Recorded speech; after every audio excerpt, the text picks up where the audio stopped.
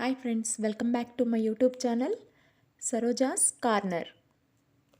ఈరోజు మన వీడియోలో విభూతి పళ్ళతోటి ద్వాదశ జ్యోతిర్లింగ పూజ ఎలా జరిగింది, తర్వాత ఆ విభూతి పళ్ళ నుంచి విభూతి ఎలా తయారు చేశారు, విభూతి ప్రాముఖ్యత ఏమిటో మీకు తెలియజేయబోతున్నానండి.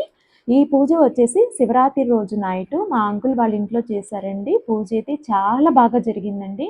ఆ రోజు నైట్ అంతా కూడా శివనామ స్మరణతోటి మారుమ్రోగిపోయిందండి. ఆ ప్రాంతం అంత బాగా చేశారనమాట ఈ పూజ.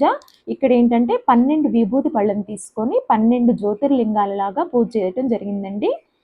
ఒక్కొక్క జ్యోతిర్లింగానికి వచ్చేసి 108 సార్లు అష్టోత్తరం చదువుకుంటూ 12 రకాల పుష్పాలు 12 రకాల పళ్ళు సమర్పించుకుంటూ ఒక్కొక్క జ్యోతిర్లింగానికి వచ్చేసి ఒక్కొక్క రకమైన నైవేద్యం సమర్పించారండి.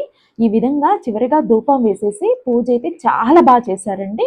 ఆ తర్వాత తెల్లారి ఉదయం ఏంటంటే ఈ విభూతి పళ్ళ నుంచి విభూతి తయారు చేసి మా ఫ్రెండ్స్ అందరికీ పంచాము. ఇది ఎలా తయారు చేసామంటే ఈ విభూతి పళ్ళను ఇలా చాకుతోటి తురిమామండి. ఇలా తురమటం వల్ల ఏంటంటే ఇది కొంచెం బరగ్గా వచ్చింది, అంటే చిన్న చిన్న పలుకుల్లాగా వచ్చిందనమాట. మనం విభూతి పెట్టుకోవాలంటే పౌడర్ లాగా ఉంటేనే పెట్టుకోవటానికి అవుతుంది కదండి. సో అందుకని ఏం చేసామంటే ఈ రుబ్బు రోల్ తోటి నూర్చామన్నమాట.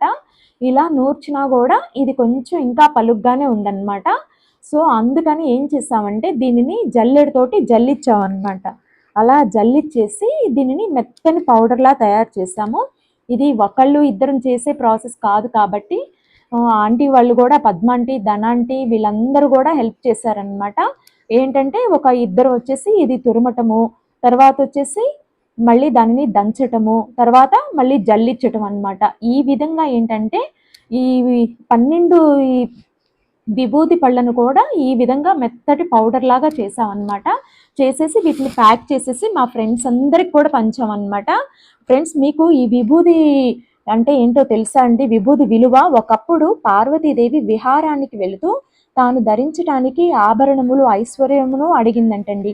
శివుడు కొద్దిగా విభూతి ఇచ్చి కుబేరుని వద్దకు వెళ్ళి అది ఇచ్చి కావలసింది తీసుకోమన్నాడంటండి.